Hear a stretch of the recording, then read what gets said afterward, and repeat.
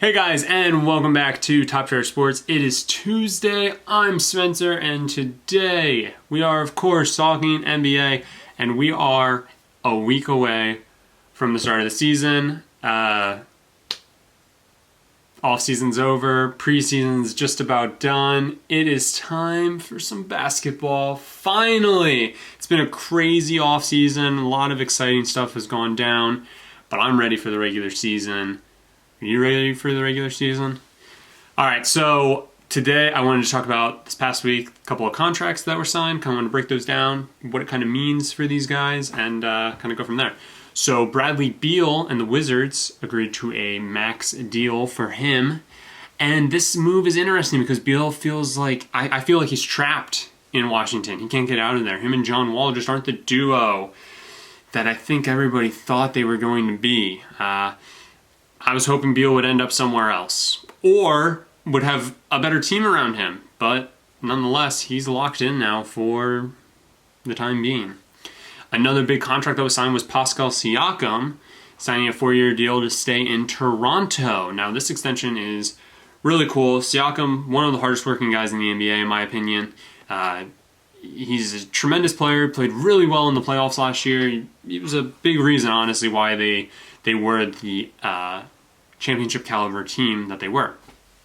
That being said, there were some rumors this offseason that I believe it was for Russell Westbrook that the Raptors could have traded Siakam. This shows that they're committed to this guy, and truthfully, they should be. He's really talented, and I hope nothing but the best for him.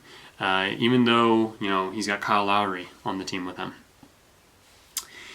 Other money moves. Buddy Hield is demanding a contract extension. Now, he's part of one of my favorite backcourts in the NBA in the fact that he plays on the Kings and he's with De'Aaron Fox. Hield has been really good for them. He's speedy, but is he worth a max contract? Probably not. So that's when things can sometimes get a little hazy. When a player's worth a max deal, it's simple. All you do is offer them the max contract. Can't offer them any more. But if Beal thinks he's worth so much and the Kings see him as only worth so much, there's a good chance he won't be there next year if he doesn't sign an extension soon. So that could be interesting. He's a good young player. He really only showed last year, in my opinion, what he's truly capable of. So I kind of would want to see another year of that success before I would give him, some guaranteed money. Injury news. Zion Williamson is going to miss a few weeks, but the Pelicans don't expect it to, sideline him for too long. This was the biggest issue I think we had with Zion, is the fact that he does seem to have some injury issues. If he can stay on the court, there's no doubt that this guy is an athletic freak. But if injuries catch up to him already, things could get interesting. I wouldn't be surprised if the Pelicans are saying that this is nothing and then Zion ends up missing a lot more time, because I think they're going to take their time with it. Not necessarily because it's something that's serious. Think something like what the Sixers did, but don't expect the Pelicans to let Zion sit out all year. All right, so the season begins, like I said, next Tuesday, so I don't have a chance to talk to you guys, leading up to the season. Brett will be talking to you then. So I kind of wanted to take this time to run down a few of the games that I think are interesting. So first off, Tuesday, to start off the season, you've got a battle in LA between the Clippers and the Lakers. That should be a great game because those are two teams that are going to be gunning for the Western Conference. And then the Pelicans are challenging the reigning champs, the Raptors.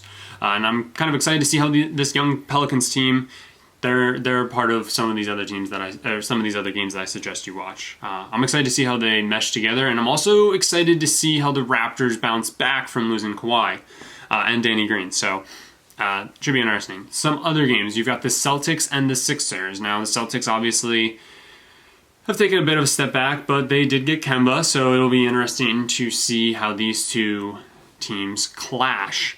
The Nuggets and the Blazers battle, and that's again two teams that should be towards the tops. Now I think I kept the Blazers out of my playoffs, so it'll be interesting to see if they prove me wrong. Again, I'm very high on the Nuggets. So we then have the Clippers and the Warriors, so that should be a good game. Again, two teams that could be battling for the top of the West. And we have Bucks and the Rockets. Now, this was a matchup that could have been the NBA Finals last year, really. So I think it would be cool to see how Russ and the Beards start to play together, and it'll also be great to see how Giannis and Middleton play against them. We then have the Mavs and the Pelicans, so again, really excited to see how this Pelicans team is going to look. Even more excited to watch Luka Doncic play.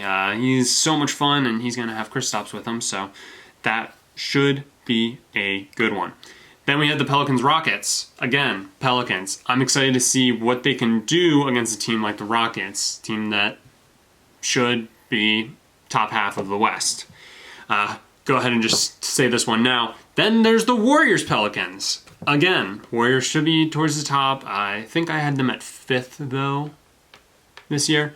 Again, it'll be exciting to see how this young core plays together and, are they capable of taking down these teams that they are playing.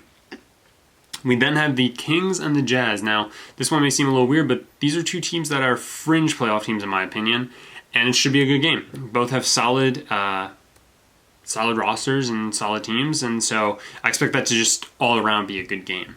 Then Nuggets Kings. This one is because I'm high on both of these teams, so I really want to see how they play against each other. Can the Nuggets get a dominating win against a team that, like I said, is a fringe playoff team, or are the Kings going to shock by taking down one of the best teams in the West? So that's all I have for you today, for Tuesday for basketball. So tune in tomorrow for some NFL news. Tune in next week where Brett will probably discuss what he feels are good matchups, but he'd be a fool not to agree with me on these games. So, but yeah, that'll do it. I will see you guys next week.